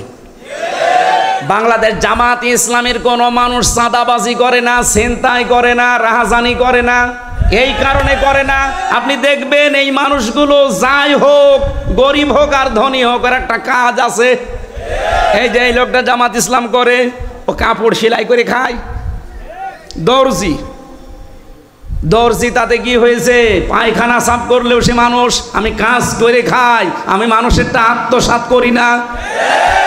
বাংলাদেশ জামাত ইসলামীতে এই দেশে যত মানুষ আছে দেখবেন, সে ধনী হোক, গরিব হোক, মধ্যপন্থার হোক, তার যে কোনো একটা কাজ আছে। আমি জামাত ইসলামী করি, এই যে ওয়াজ আমার কাজ না, এটা আমার দায়িত্ব, কিন্তু আমার একটা আলাদা কাজ আছে। আমার একটা ব্যবসা, 2টা ব্যবসা আছে, একটা বইয়ের, একটা কাপড়ের। যদিও সরাসরি আমি সময় না দিলেও আমার লোক রাখা আছে, আমার শালাটা কাজ করে, আমার আর কর্মচারী দিয়ে কাজ করি। আমার কর্মজীবন আছে, আমার ব্যবসা আছে, লাভ লস আছে। এই জন্য আমার চাঁদাবাজি করা লাগে না, আমার ছিনতাই করা লাগে না, আমার টেন্ডারবাজি করা লাগে না। অথচ যে মানুষগুলোর কর্মজীবন নেই, তাদের কর্মজীবনই এই রাজনীতি। বলেন তো, তার কোনো কর্মজীবন নেই, কোনো কাজ নেই, ওর কাজই রাজনীতি করা। সে মেম্বার হয়ে, চেয়ারম্যান হয়ে, মেয়র হয়ে, এমপি হয়ে ও মেরে খাবে নাকি? আকাশের দিকে তাকিয়ে থাকবে? এই কারণেই কুষ্টিয়ার কথা বলছি। আগস্টের 5 তারিখের পরে এই যে এই সেপ্টেম্বর আরম্ভ হচ্ছে কালকে থেকে, এই 1 বছর 26 দিনের একটা জরিপ, শুধু কুষ্টিয়ায় বহু মানুষ হাজার হাজার কোটি কোটি টাকা শুধু চাঁদাবাজি করিস। জামাত ইসলামের একটা লোকের বিপক্ষে এটা তোলেন তো, সারা বাংলাদেশ দিয়ে দিলাম যান। আপনার বিরুদ্ধে কথা আসে কেন? কর্মজীবন তৈরি করেন, দরকার পায়খানা সাফ করেন, রাস্তা ঝাড়ু দেবেন, যে কোনো কাজে থাকবেন। শয়তান আপনাকে দিয়ে উল্টা পাল্টা কাজ করাতে পারবে না, কারণ কাজ যখন নেই তখনই শয়তান তার টার্গেট করে। আপনাকে আমি ভালোবাসি, আপনার আখেরাত যেন নষ্ট না হয়। আরে ভাই, চাঁদাবাজি করে হয়তো আপনি 2 কোটি টাকার মানুষ হবেন, আপনার চাইতে আরো 5 কোটি টাকার মালিক ছিল অনেকেই, কিন্তু এখন বাড়িতেও থাকতে পারে না। আমি নিজে সাক্ষী, 620টা বাড়ি একজন মন্ত্রী ছিল। আগে যিনি মন্ত্রী ছিল, ভূমি মন্ত্রী, আপনার ডিলু, উনি তো কবরে চলে গেছে। ওনার পরে একজন হয়েছিল চট্টগ্রামে বাড়ি, সাইফুজ্জামান জাভেদ। একবার বাইরের দেশে গেলাম, সিঙ্গাপুরে না মালয়েশিয়া যেন, হোটেলে উঠেছি, নিচতলায়। হোটেল তো অনেক বড় বড় হোটেল, লিফটে নামা লাগে। 20 তলা, 25 তলা, 30 তলা, 118 তলা পর্যন্ত আছে মালয়েশিয়াতে। চিন্তা করলাম একটু নিচে যাই তো দেখি কি অবস্থা। নিচে এসে দেখি ওয়েটিং রুমে 2 জন শয়তান গল্প করছে। আমি গেছি, আমারে তো চিনে ফেলেছে, বলছে হুজুর সালাম আলাইকুম। ঠিক আছে, কি এখানে? হুজুর আমরা আগেই পালিয়েছি। অবস্থা দেখি আমরা আগেই পালিয়েছি। পালিয়ে আপনি এখানে কেন? আসি আমি। কত নাম্বার কামরায় আছেন? আসি এই হোটেলে আসি। আপনি কত নাম্বারে আছেন? আমার তো আর ওর মতো ভয় নেই, বললাম অমুক নাম্বারে আছি। আপনি এখানে হোটেলে এসে থাকেন, অথচ শুনেছি নাকি এই দেশে আপনার সাহেব পাড়া আছে, সিঙ্গাপুরে আপনার নিজের ফ্ল্যাট আছে, থাইল্যান্ডে আপনার বাড়ি আছে, আমেরিকায় বাড়ি আছে, কানাডায় বাড়ি আছে, আর বাংলাদেশের বিভিন্ন জেলায় সব মিলে সরকারি তালিকায় তার 620টা বাড়ি। আমার বাবার একটা বাড়ি মাত্র। তাই আমি এই 1 বছরের ভেতরে মনে হয় 2 মাসও বাড়ি থাকতে পারি না। 10 মাসে আমার রাস্তায় কাটে। আর আপনার 620টা বাড়ি কবে থাকবেন? আমারে বছর থাকা আগস্টের 5 তারিখ তো আপনারা সব দখল করে নিলেন। আমি 3 তারিখে রাতে পালিয়েছি। এই পর্যন্ত প্রায় 7 মাস চলছে। খুব গোপনে আছি, কেউ জানে না। আপনি শুধু দোয়া করেন। দোয়া? তোমার জন্য দোয়া আসবে মন থেকে? বদদোয়া আসবে? তো এখানে থাকেন টাকা, এখানে তো অনেক ভাড়া। উনি সেই কামরার কথা বলেছেন যেখানে থাকে কমপক্ষে বাংলাদেশের টাকায় কমপক্ষে 50,000 টাকা প্রতিদিন। আমাদের 30,000 লাগতো। আমাদের তো 1 রুম, আর উনি ফ্ল্যাট নিয়ে থাকে। 50,000 টাকা প্রতিদিন ভাড়ায় 7 মাস চলতেছে একাধারে, অথচ নিজের বাড়ি তালা লাগানো। যে সাহেব পাড়া আছে তালা লাগানো, ওখানে থাকেন না? থাকবো। 20 লাখ বাঙালি আছে এই দেশে। যদি আমারে দেখে কোনোদিন বাইরে পিটিয়ে ভর্তা বানিয়ে ফেলবে। এই হোটেল যেহেতু খুব সিক্রেট, কেউ আসে না এখানে, কারণ 3-4টা গেট পার হয়ে আসা লাগে। আবার সেন্সর লাগানো আছে, আপনি গেলেই ঢুকতে পারবেন না। আপনার চেহারা দেখবে, তারপরে কাজ খুলবে। ওটা আগে থেকে সিস্টেম করা। তো এখানে আসি জেলখানার মতোই প্রায়, শুধুমাত্র একটু খাওয়া দাওয়া ভালো আর ওই মোবাইল চালাতে পারি। তাছাড়া আপনারা 3 বছর জেলে ছিলেন, ওই রকমই আছে। তাও তো অন্তত আপনারা কারারক্ষী দেখতেন। ওই যে জেলার সোফার আসতো, মাঝে মাঝে দেখা হইতো। আর আমরা জেলার সোফারও নেই। এতগুলো বাড়ি, আজ একটা বাড়িতেও থাকতে পারি না। এভাবে যদি কয়েক বছর কেটে যায়, আমার মনে হয় শেষ পর্যন্ত আমারও না খেয়ে মরা লাগবে। আমার ওই দিন থেকে বিশ্বাস হয়েছে 620টা বাড়ি আল্লাহর এই বান্দা নিজের বাবার টাকা জীবনও বানায়নি। হ্যাঁ, কথা বলেন না কেন? আপনি যারা 1 বছর 1 মাসের ভেতরে 1000 কোটি টাকার মালিক হয়ে গেছেন, সবই তো আপনার বাবার টাকা। এই জন্য আপনাকে বলছি, সময় কিন্তু পাল্টাতে বেশি দেরি হয় না। হঠাৎ করে যদি সময় পাল্টিয়ে যায় না, তখন দেখবেন এই 1000 কোটি টাকা তো যাচ্ছেই, সাথে সাথে আরো 50,000 যাচ্ছে। জামাত ইসলামী বাংলাদেশের নাম বললাম, অনেকের মন খারাপ হয়ে গেল। আর ভাই একটা দেখান তো যে এরাও আপনার মতো চাঁদাবাজি করে খেয়েছে। কেন, এদের কি অভাব নেই?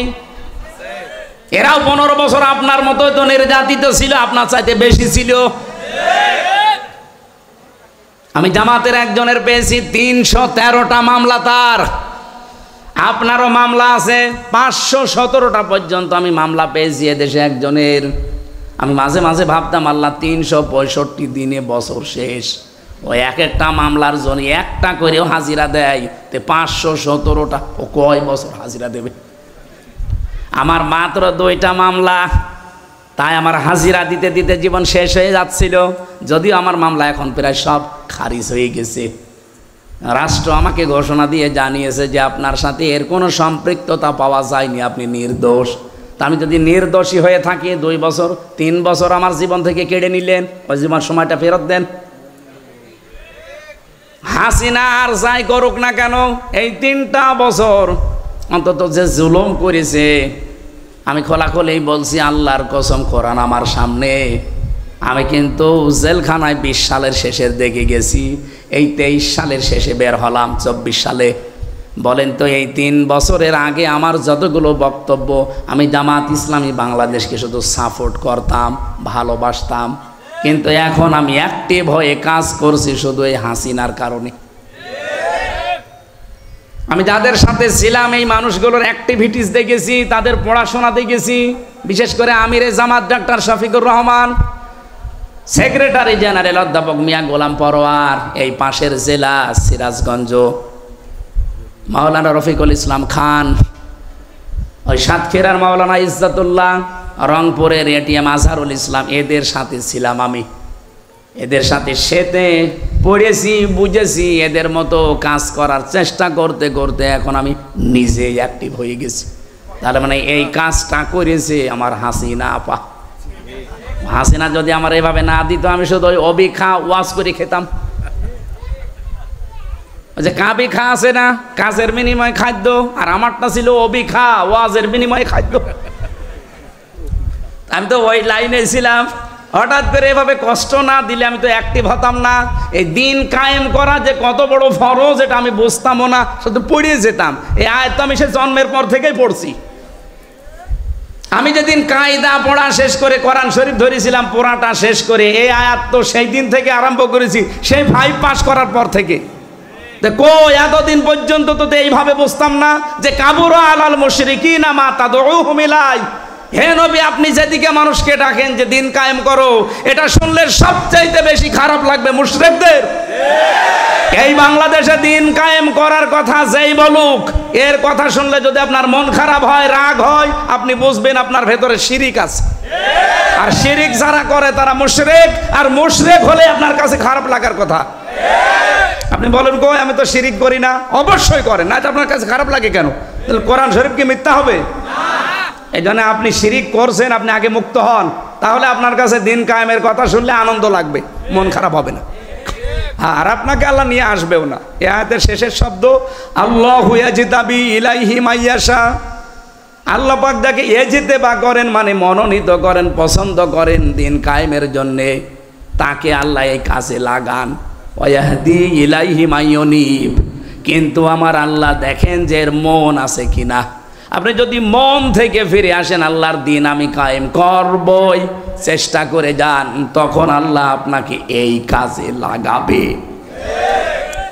বাংলাদেশে সবাই কি দিন কায়েমের পক্ষে? বলেন বলেন। 18 কোটি মানুষ, এখন মাত্র 7 কোটি 20 লাখ মানুষ। এই যে জরিপ 3 দিন আগের, 7 কোটি 20 লাখ মানুষ এখন চাচ্ছে যে দিন কায়েম হোক, আর বাকিরা এখনো চাই না। আমি বিশ্বাস করে আয়াত দ্বারা, সূরা শুরা 13 নম্বর আয়াত, এই বাংলাদেশে এই 20 কোটি কি 7 কোটি 20 লাখ মানুষকে আমার আল্লাহ অলরেডি তার দিন কায়েমের জন্য নির্বাচিত করেছে তাদের মন দেখে। তারা যেহেতু ইলাইহি উনিব, মন থেকে ফিরে আসতে, উনিব না ইউনিব, ইলাইহি ইউনিব, যারা মন থেকে আল্লাহর দিকে ফিরে আসতে চায় তাদেরকে দিন কায়েমের কাজে আল্লাহ লাগিয়ে দেন।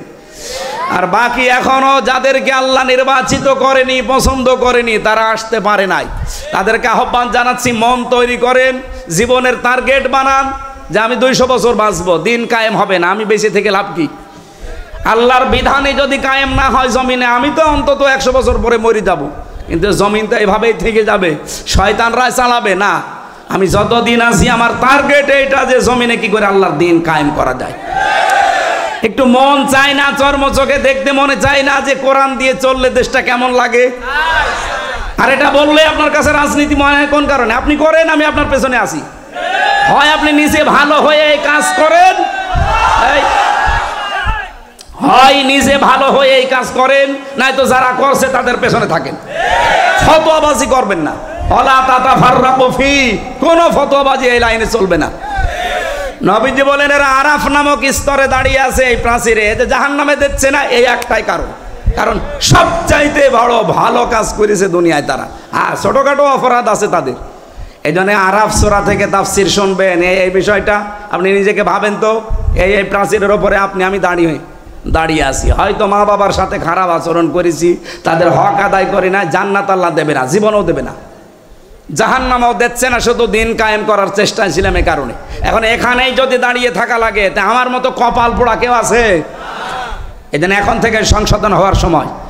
আল্লাহ রবিউল আউয়াল মাসে যে আয়াতটা পড়েছি, এত বড় বিশাল সূরা থেকে 206টা আয়াত, এই আয়াতের ভেতরে আল্লাহ প্রথম গুণাগুণ দিচ্ছেন, আল্লাযীনা যারা ইয়াত্তাবিউনার রাসূলান নাবিয়্যাল উম্মিয়্যা, যারা অনুসরণ করে রসুলের, নবীর এবং নবীর গুণাগুণ।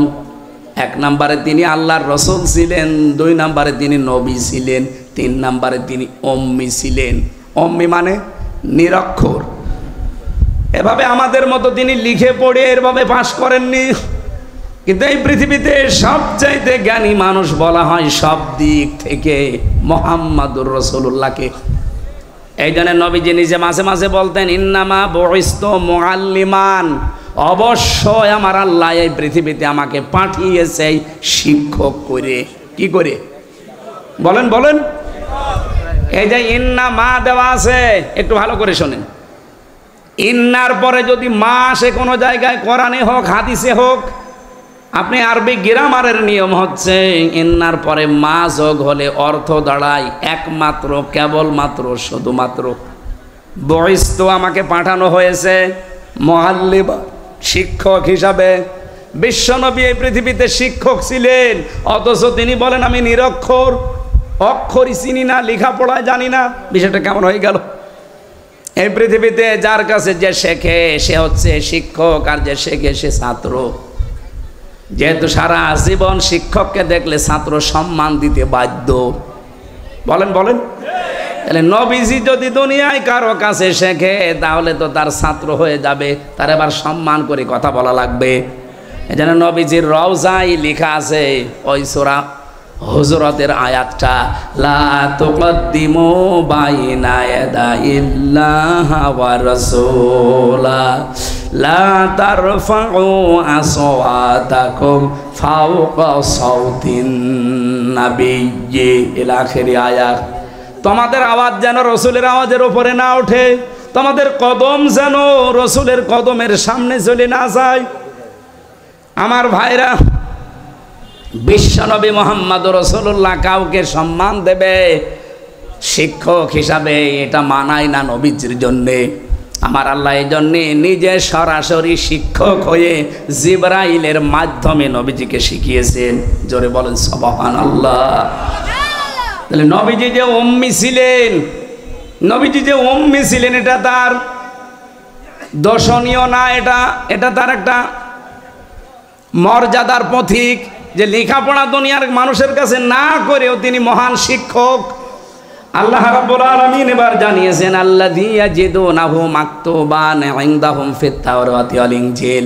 আজ ইহুদি খ্রিস্টানরা আপনার কাছে এসে মানতে চায় না, অথচ ওদের ইনজিল, ওদের তাওরাতের ভেতরে আপনার পরিচয় আমি লিখে দিয়েছি যে এই গুণাগুণগুলো আমার নবীর আছে, তোমরা মিলিয়ে নাও। যতগুলো গুণাগুণ আল্লাহর নবীকে আল্লাহ দিয়েছিলেন তার ভেতরে 1 নম্বরে ইয়ামুরুহুম বিল মারুফ, তিনি ভালো কাজ বা পরিচিত কাজের আদেশ দিতেন। ওয়ায়ানহাহুম আনিল মুনকার, অন্যায় কাজগুলো তিনি বাধা দিয়ে বন্ধ করে দিতেন। বলেন তো 54 বছরে কি আমরা অন্যায় কাজ বাধা দেওয়ার মতো শক্তি সামর্থ্য তৈরি করতে পেরেছি? কি করেছি? অনুরোধ, যে ভাই এটা না করলে ভালো হয়। আপনার বিবেকে কি বলে? ইসলামের কোন কাজ কি অনুরোধ না আদেশ? 92% মুসলমানের দেশে যদি ইসলাম আদেশের জায়গায় যেতে না পারে, খালি অনুরোধের জায়গায় থাকে, তা আপনি কবে আবার কি করবেন? সারা জীবন খালি অনুরোধই করে যাব, সলিমুদ্দিন নামাজ পড়ো। আমরা এবার ইসলামকে শুধুমাত্র অনুরোধের জায়গা না, ওয়ায়ানহাহুম আনিল মুনকার, অন্যায় কাজে আমরা বাধা দিতে চাই। কথা বলেন না কেন? চাঁদাবাজি করা অন্যায় না?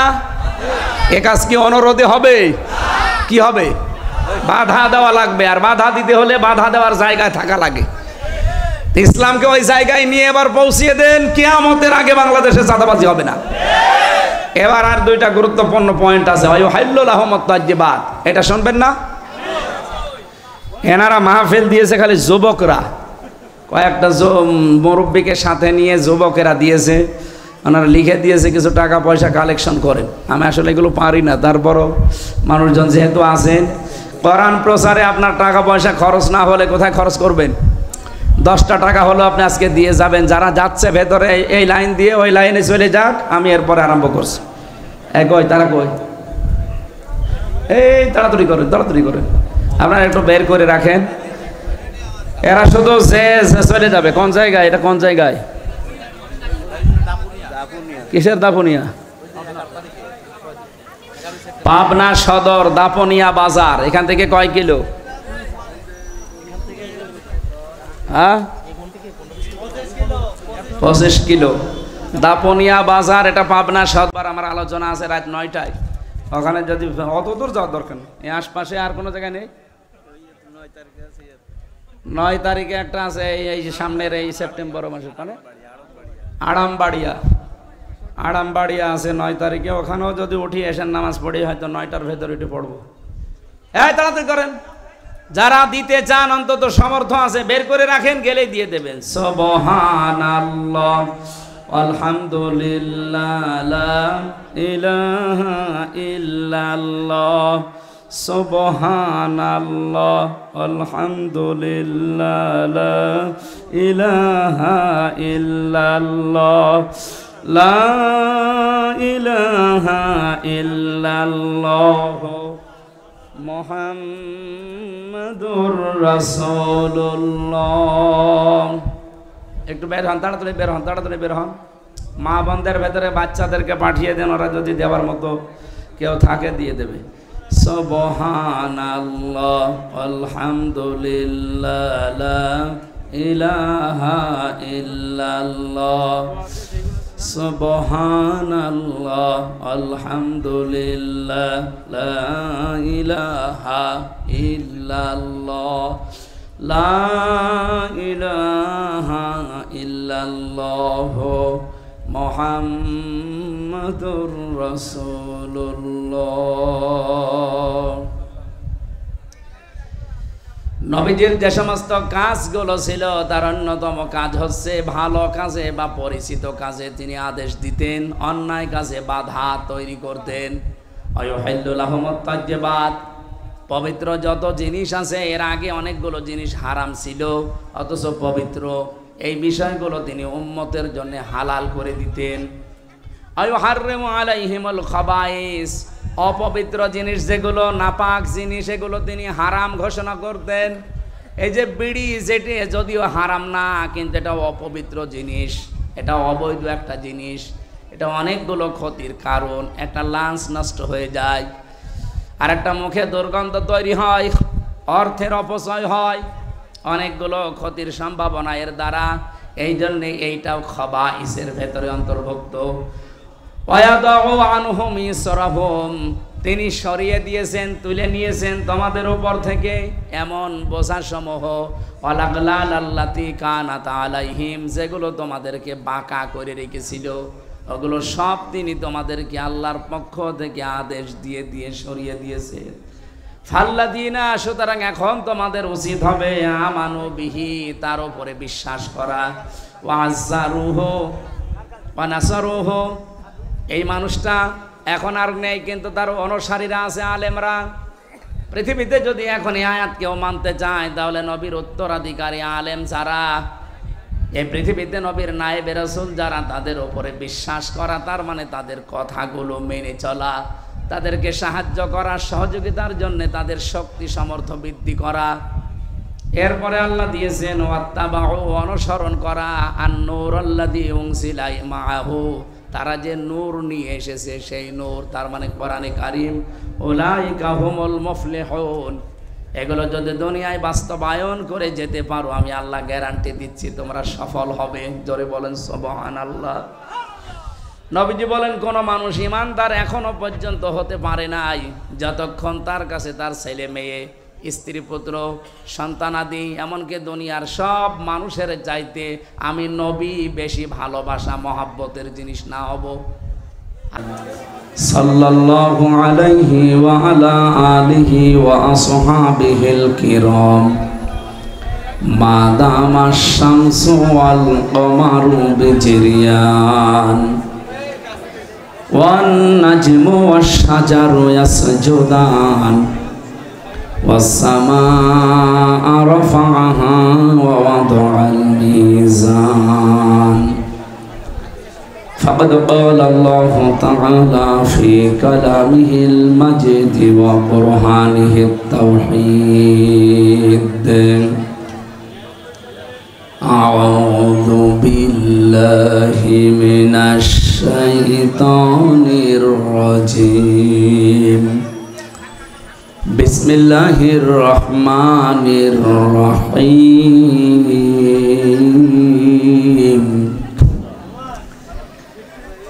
الذين يتبعون الرسول النبي الأمي الذي يجدونه مكتوبا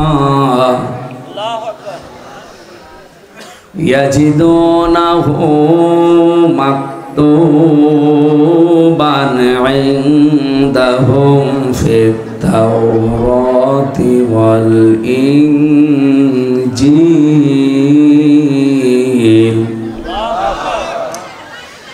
يأمرهم بالمعروف وينهاهم عن المنكر ويحل لهم الطيبات ويحرم عليهم الخبائث ويضع عنهم إصرهم والأغلال التي كانت عليهم فالذين آمنوا به وعزروه ونصروه واتبعوا النور الذي أنزل معه واتبعوا النور الذي أنزل معه أولئك هم المفلحون صدق الله العظيم عن ابن مسعود رضي الله تعالى عنه قال النبي صلى الله عليه وسلم لا يؤمن أحدكم حتى أكون أحب إليه من والده وولده والناس أجمعين رواه مسلم وما زادهم إلا إيمانا وتسليما اللهم صل على محمد وآله وصحبه وبارك وسلم الحمد لله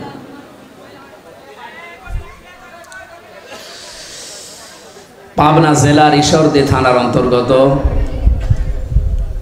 এটা ফরিদপুর গ্রামবাসী ও যুব সমাজের উদ্যোগে ফরিদপুর পশ্চিমপাড়া শাহজামাল ভাইয়ের বাড়ি ও নিকড়হাটা রোড সংলগ্ন মাঠ প্রাঙ্গণ মোলাডুলি এলাকায় তাফসিরুল কোরআন মাহফিলের স্বনামধন্য সভাপতি জনাব মকবুল হোসেন কাজী দামাত বারকাতুহুল আলিয়া।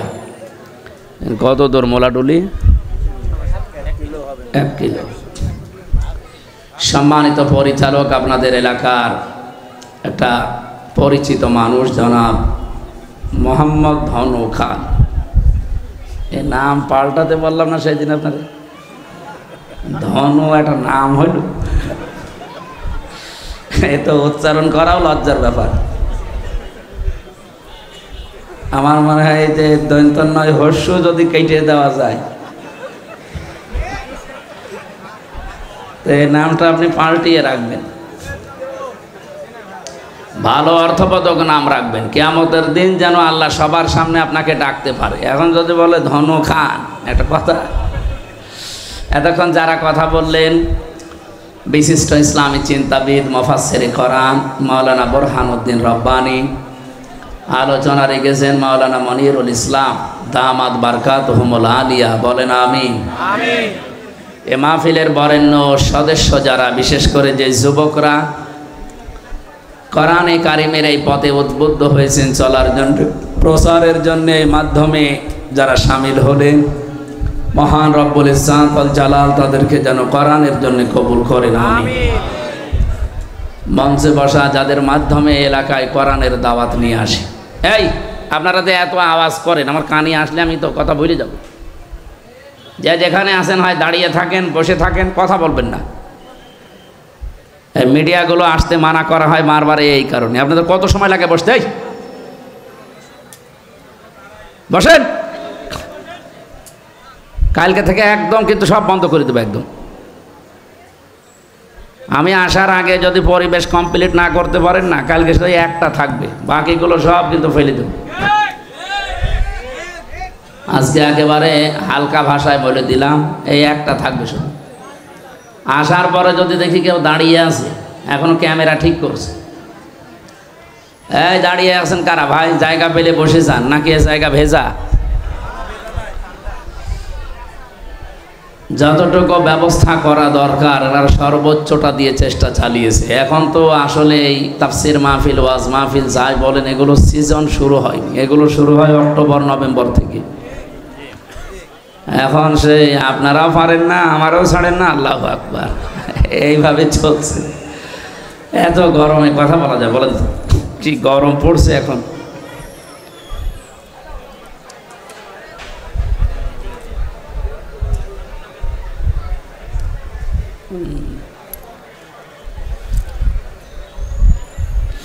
এই 3 বছর আসলে জেলে থাকার কারণে কয়েকটা রোগ হয়ে গেছে শরীরে, তার ভেতরে এটা একটা। কিছু হলেই শরীর ঘেমে যায়, আর ঘামলেই গলা বসে যায়, মুসিবতে আছে।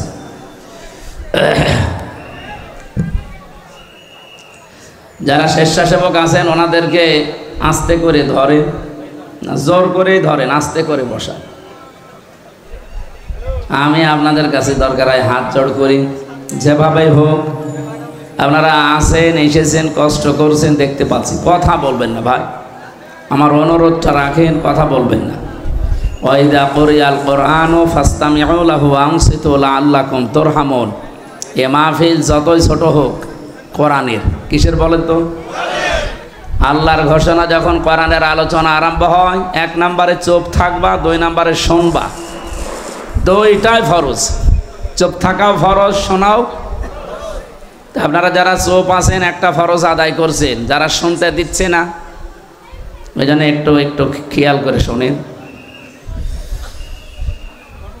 যে যুবকরা আজকের এই আয়োজনে সম্পৃক্ত, কত মানুষ ফতোয়াবাজি করেছে 2-3 দিন যে উনি জামাত ইসলামী করে, উনি জামাত ইসলামী থেকে নমিনি হয়েছে, উনি এসে কি বলবে। আমি আদর্শ হিসাবে বাংলাদেশে যত রাজনৈতিক দল আছে তার ভেতরে ওপেন তো বলেছি, আমি জামাত ইসলামী করি। আমি জামাত ইসলামী থেকে আমাকে মনোনয়ন দিয়েছে, নমিনি বানিয়েছে। আমরা তো আর জোর করে বলি না যে আমাদের দেওয়া লাগবে। আর আমি জানতামও না, জীবনে কোনোদিন কল্পনাও করি নাই, কারণ এই রাস্তার লোক আমরা না।